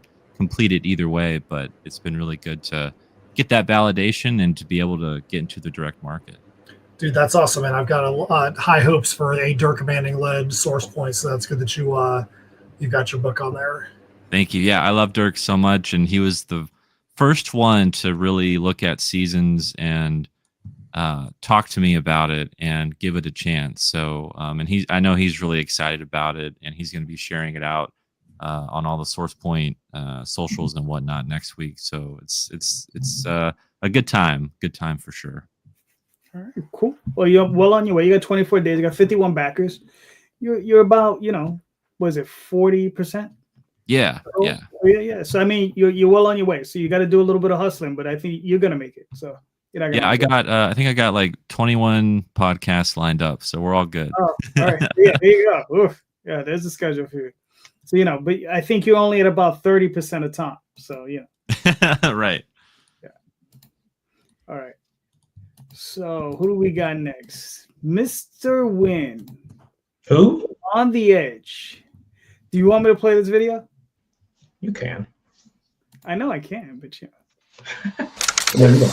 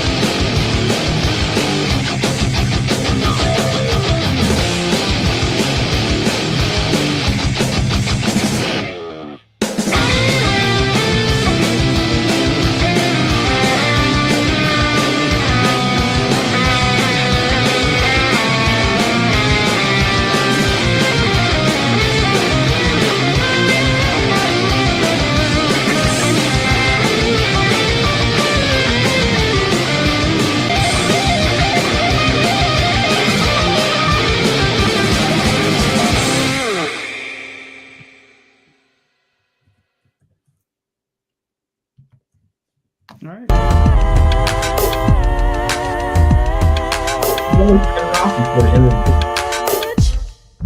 Last time you said that's enough of that. All right. So walk us through it, Marvin. Sure. So this is for the Blaine 3/4-inch G.I. Joe 80 scale action figure, not O-ring, modern articulation.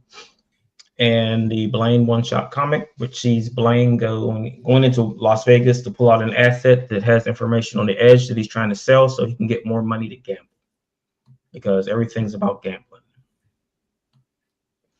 All right, cool. Now, how long have you been working on the figure? Because I know it's been a while. Like 3 or 4 years now. All right. Now, why has it taken that long? Because production and setup of an action figure takes longer than anything ever I've seen in my life. Okay. So like there's the steps between it. So getting the information to the production team, doing the modeling for the character, doing the articulation, making sure everything fits together and works. That took months, just to make sure that the pieces were right. As you can see, that there's still some things that we want to work on, like the holsters on the back. I don't really like the touching the back of his arms like that, so that has to be fixed. So I mean, it's just the process, and like you don't want to force steps along the way because then mistakes are made. Right. So, I mean, okay. Yeah. Now, was this all built up like, I guess, 3D digital, or did somebody sculpt it? How did yeah 3D sculpting and then printed parts. Okay, cool. Now, once this process is done, well, let's say with Kickstarter, how long is the next step? So we are currently scheduled to go into production in March. Mm-hmm. So it usually takes 90 days. Before they roll out. So then another month on the boat or the plane, or and then how long it has to sit in customs. I mean, I'm pretty sure Tom is aware of this process of how yeah, it wasn't that bad when we had to deal with customs. It didn't take that long, but that was also, 4 years ago. Everything's a little bit different right now. Right. Yeah. So that was back in the golden age of doing figures, and now we're in like the Silver Age, Bronze Age. Yes. Yeah. So we hit 10,000 twice today. Okay. So we unlocked the suit figures, which are the army builders, have multiple heads. Mhm. So we unlocked a second head pack today twice. So we got to 10,000, someone dropped. We got back to 10,000, someone dropped, and we're back at 10,000 again. Gotcha. Yeah. So I mean, with the figure, I mean, you're getting a lot with the figure. So the $40 gets you the 40 page comic. Mhm. You get a gold foil trading card. There's prints involved, and then there's a lot of add-ons for the suit figures. And then there's the extra heads. There's coffee in there. I just added the Wham stand. So if you guys aren't familiar with the Whamblems, they look like this. So any logo that you want, and then a stand to put it on. And he's actually working on action figure stands now. There you get poker chips. There's a poker chip stand and a regular poker chip. These are not to be used in casinos. just so you know, they're not authentic to the casinos. I think they don't have a problem throwing you out. So. And banning you. They throw you out and you get banned. That's true. Yeah, man. I mean, listen, man. I mean, I'm a huge fan, so I'm looking forward to it. You got to get some more folks in there. You had 10,000. You got 83 backers. So listen, we need some more people. Pick up a cool toy. Got another 68 hours. 68 hours. Yep. Oh shit. All right, we're getting close. We're getting tight. I gotta go to people's houses, log on their computers, and pledge for them. Yeah.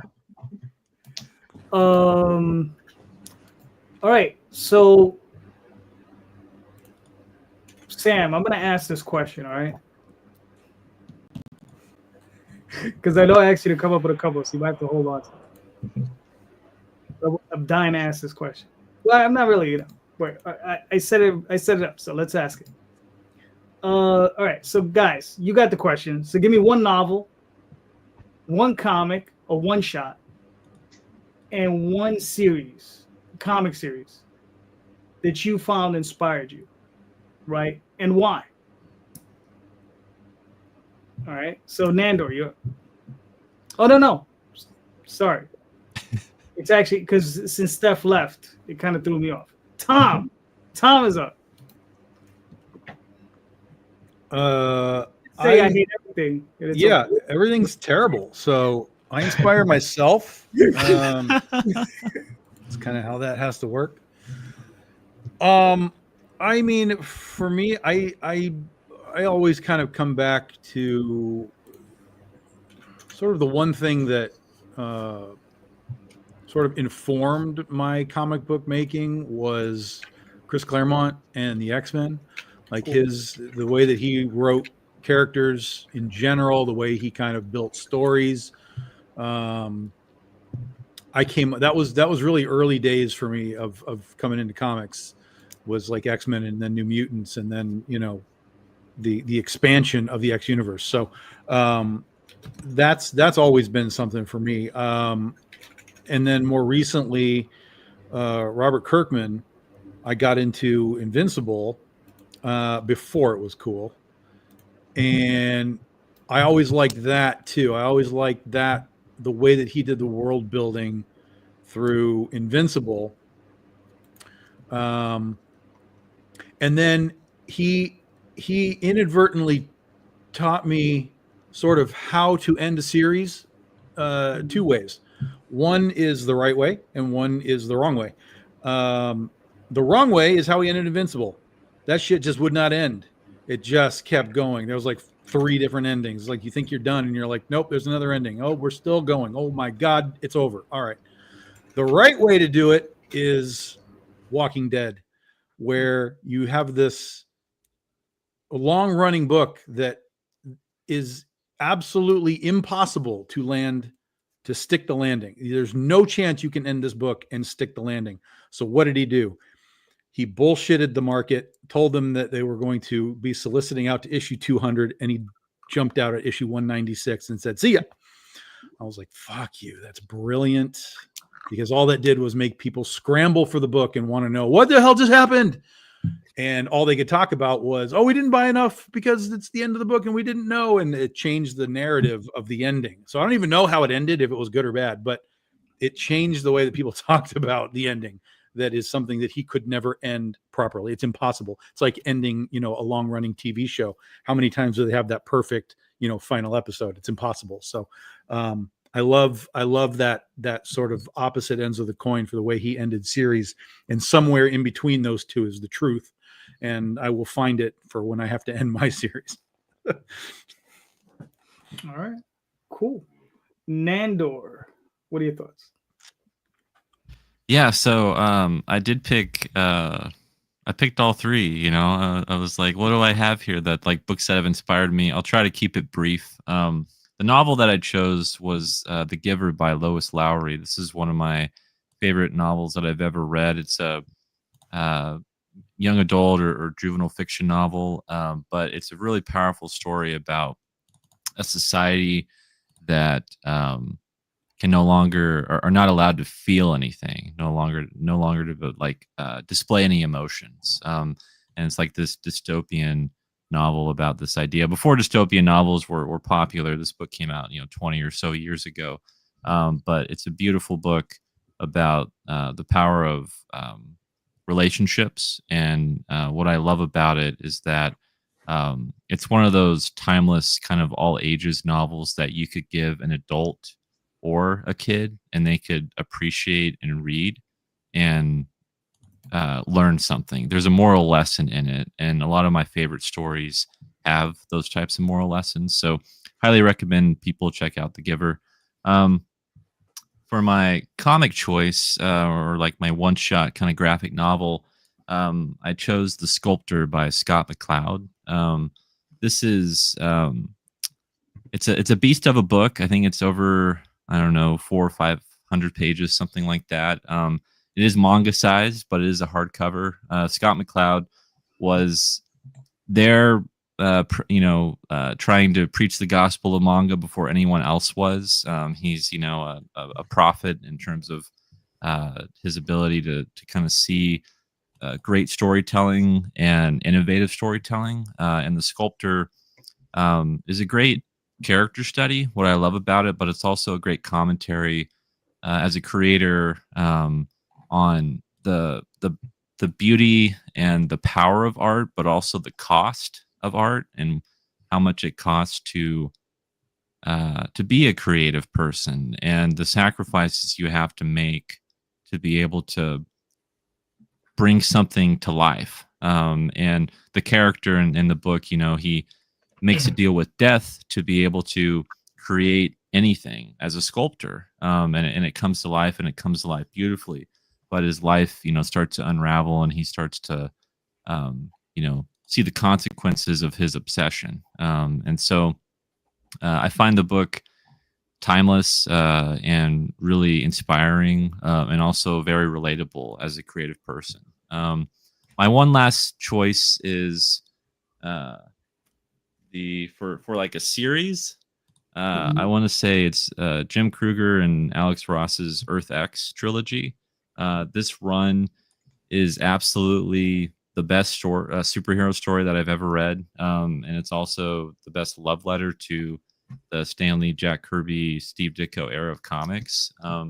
It's the first book I've ever seen to make sense of the Marvel Universe in a way where it tried to take the entire history of a universe and give it a single narrative. And that's what makes the book so impressive, is that it takes things that shouldn't be connected, whether it be between the X-Men, the Inhumans, the Avengers, and all these characters, and it gives you a reason of why the Marvel Universe exists.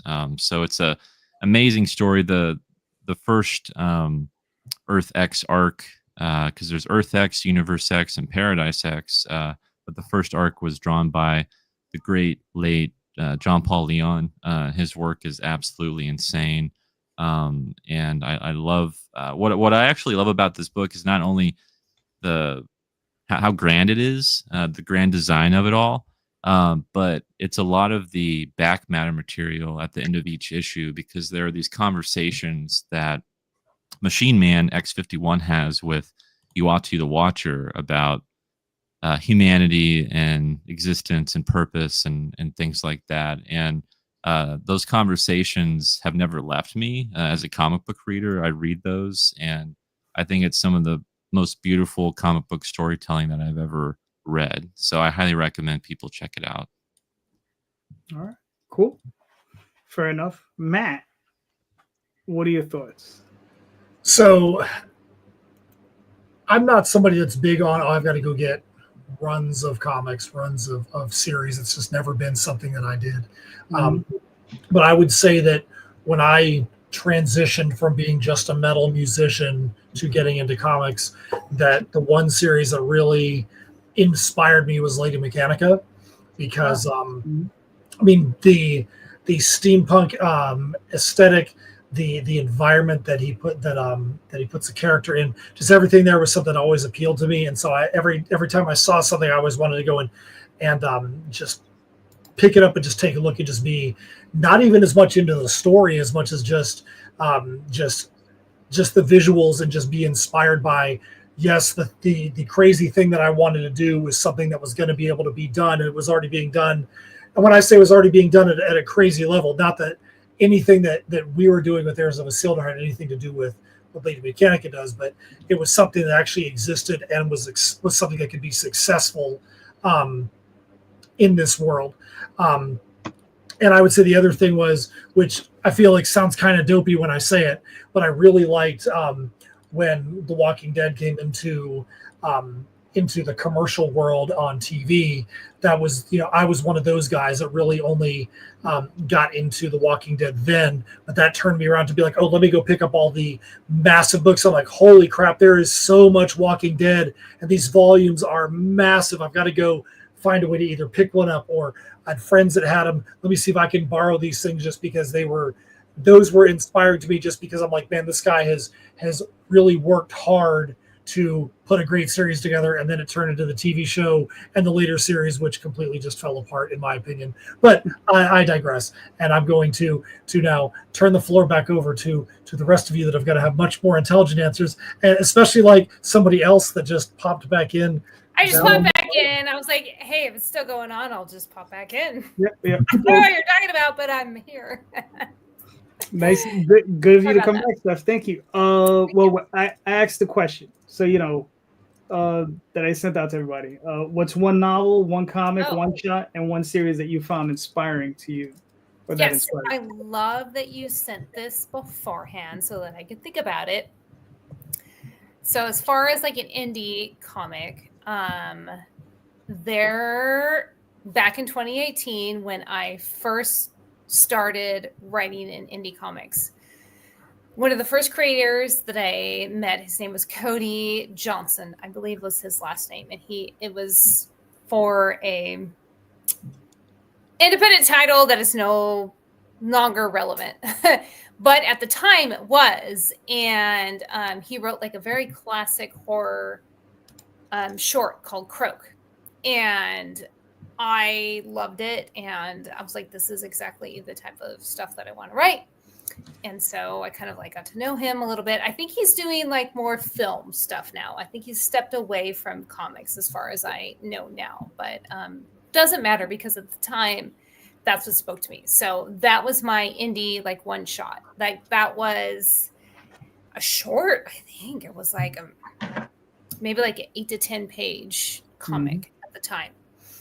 And then you said a book. Well, a novel, if you got one. Novel, okay. I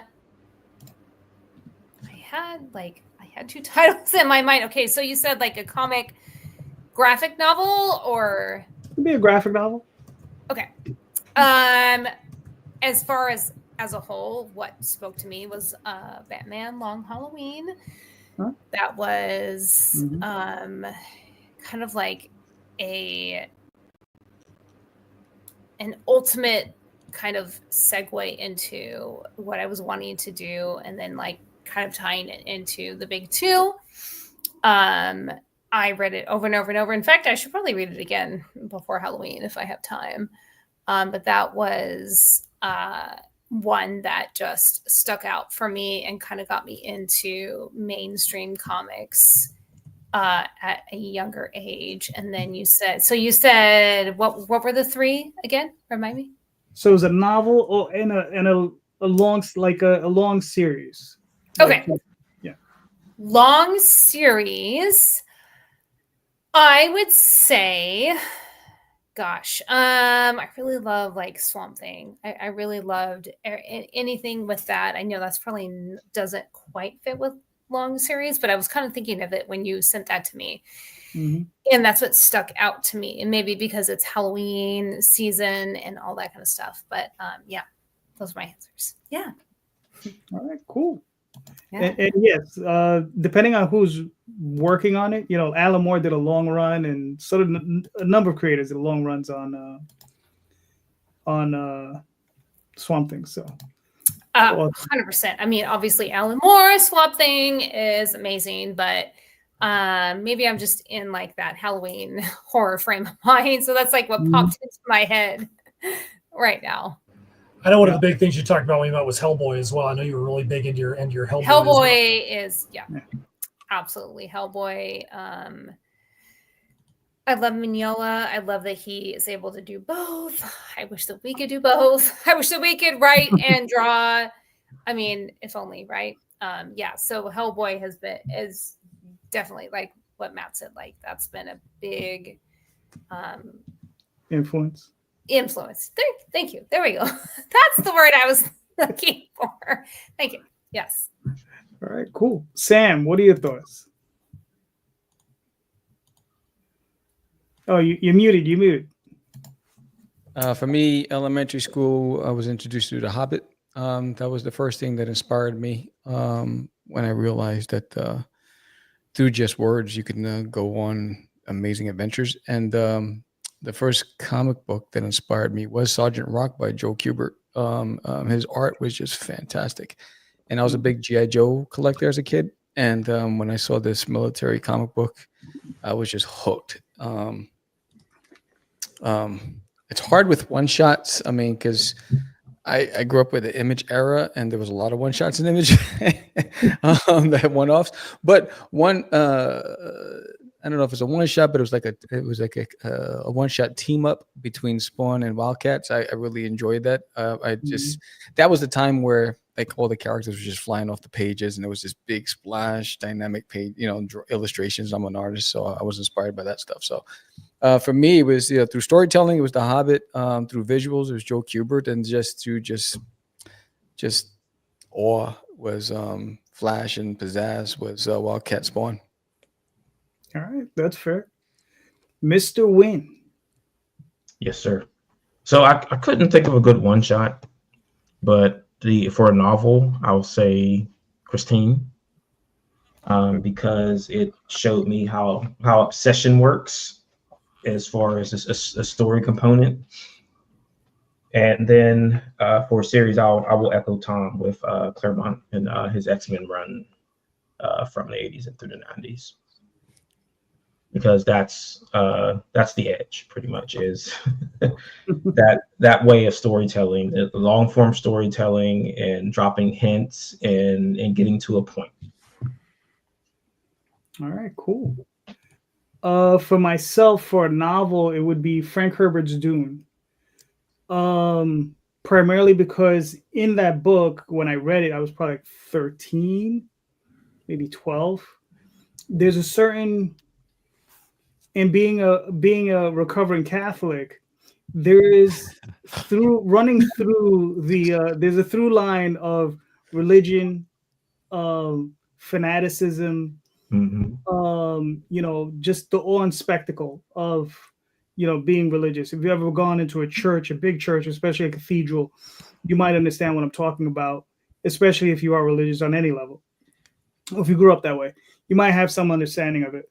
So that book, leads to that, but it's also the manipulation of a society through this subsect that is creating this religion. It's creating this thing, and it was fascinating to see how that is within this story. He's telling you how society is being made, right, and how they're structuring it, right. So I found that very, very, very satisfying. As for a one shot, I would say it's Swamp Thing number 43 by Alan Moore. And that's the issue. Again, I read it when I was like 12, 13 years old. It's the issue where I guess a piece of Swamp Thing is like a tuber comes off of his back. And there's a guy and he slices it open and he feeds one piece to one person and he heals them. And it brings them like peace and serenity, and then he gives it to another person, they're horrified. And for me, it was like, as a 13-year-old kid, just seeing this psychedelic thing come about, through this tuber is just very strange. And then, just mixed along with the way Alan Moore writes, it just was incredible. The other thing, the long-standing series for me is Daredevil, or Frank Miller's run at Marvel, which is basically Daredevil, Elektra, and all that stuff. And the reason I really like it is because I don't really like Daredevil, right? But Frank Miller made me care about that character. You understand? Like, it made me care about that series. Like, I can read that. I reread it probably every 2 or 3 years. I reread the whole thing, right? And I don't really like Daredevil. I don't give two shits about Matt Murdock. I don't care about any of those characters, but when it's him writing it and those stories and the way he wrote it, you understand? I care, right? So that's the thing. He's so strong in that area to make me really care about something that I don't give two shits about. Well, let me ask you, did you read that in the moment? Like, were you like buying that issue as it came out at that time, or did you discover it like as a trade paperback later? No. I was reading. I read it at the moment. So, I was like 11 when I think I first bought 168, the first appearance. So the question is it because there's a lot of that stuff. Like for me, it's Chris Claremont, like stuff like Mutant Massacre, right? I was like, I was not ready for what was going on in Mutant Massacre. It's like, what the hell is this? So, do you think it is actually as good as we think it is, or was it because we were there in that moment and it was so different in that moment that we sort of had to take a notice? I think there's some sections of it that are really, really good. Like, I think like there's Elektra, the limited series that he did with Bill Sienkiewicz, I think holds up. Yeah. I think I forgot, there's a section where he comes back. It's after he does Dark Knight. And you have the pill popping soldier, right? Yeah, Born Again. Yeah. I mean, I think that holds up, right? I'd have to reread some of the older stuff. I'm about due. So it's been about 4 or 5 years since I read it. So I'm about due to reread the whole thing. But there are certain sections of it that still hold up. I think The Man Without Fear, the 6-issue limited series he did with John Romita Jr. holds up. Yeah. So I think those sections hold up. But, it is possible. Like, there are things that I've read when I was a kid that don't hold up. But those sections, I think they do. Because I've read it over and over again. And like I said, it's probably been about 4 or 5 years. So I'm probably due to reread it again. Yeah, I'm always curious if that stuff is nostalgic. Like if it's the nostalgia button versus this is really good. But I mean, obviously in the context of the industry, that book has been reprinted over and over again and people continue to buy it. So, there is that. It's like for Alan Moore, like I am not an Alan Moore fan, like at all. No, I get it.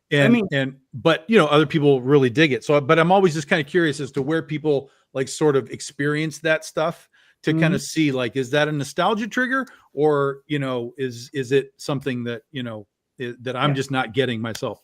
Right. I mean, look, when I first read 168, it was the first comic I remember I read it and I said, if I write a comic, this is how I want to write it. Right. And I was 11.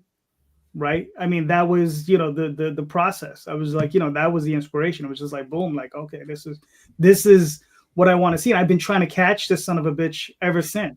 You know, it's difficult. But yeah, man. I mean, like I think of something like Hawk the Slayer, okay, or Dungeons and Dragons, the TV show, the cartoon. Those are things that I remember being great back in the day. I rewatch them, I'd be like, oh my god, right? So yeah, I know exactly what you mean. Okay. And listen, we were able to share that with Jay with Laser Blast. That's right. Jay, that's for you, Laser Blast. Yeah.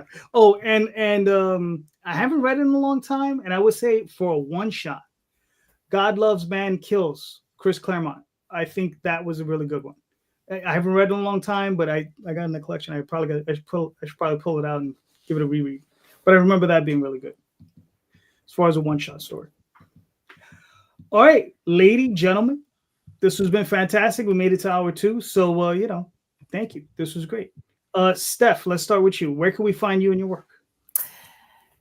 So we have our Kickstarter going on right now for Heirs of Isildur. Matt is very good with the social tags. I am not, but we're in symmetrycreations.com and Symmetry Creations on Facebook and Instagram, but Matt is much, much better at actually giving those tags because I am terrible at it.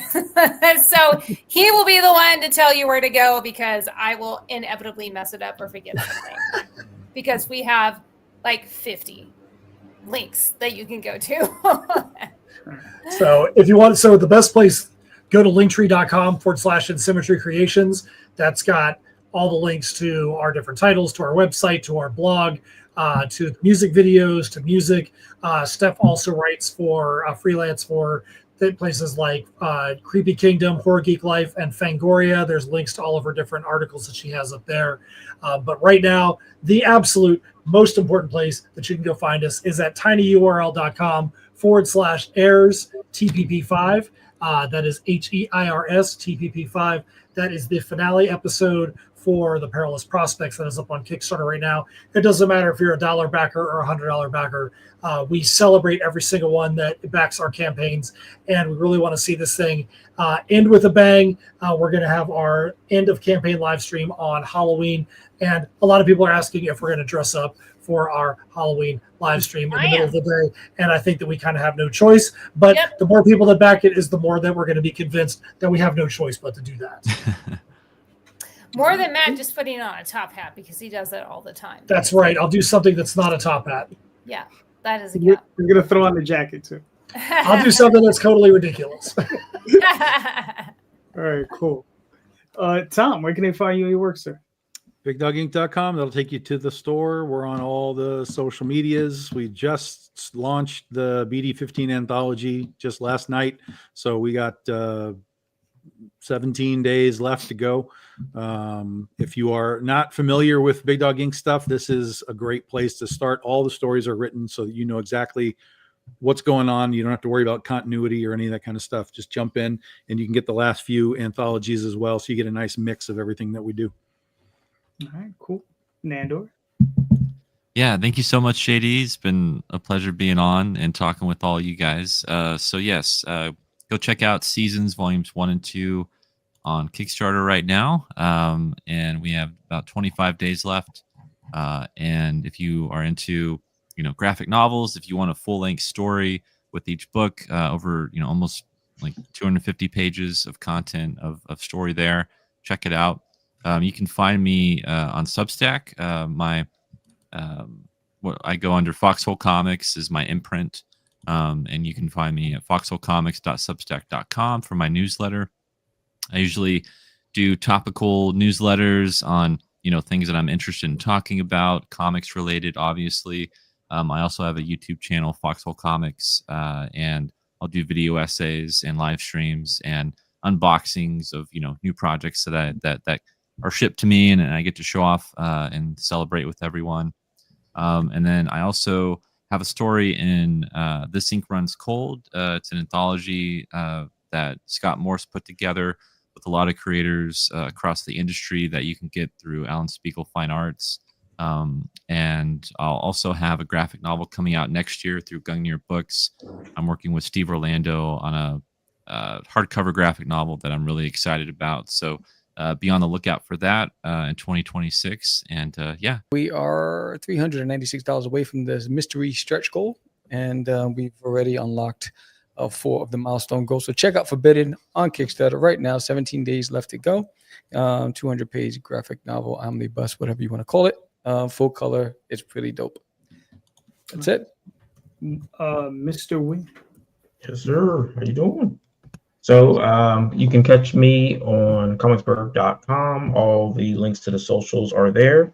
And we are 67 hours away from the end of the Kickstarter. So if you're interested in winning T-scale action figures or one-shot comic, hit it up. There's also coffee. Get your coffee. Get some coffee if you don't want to get anything else. All right, cool. And I'm JD Calderon.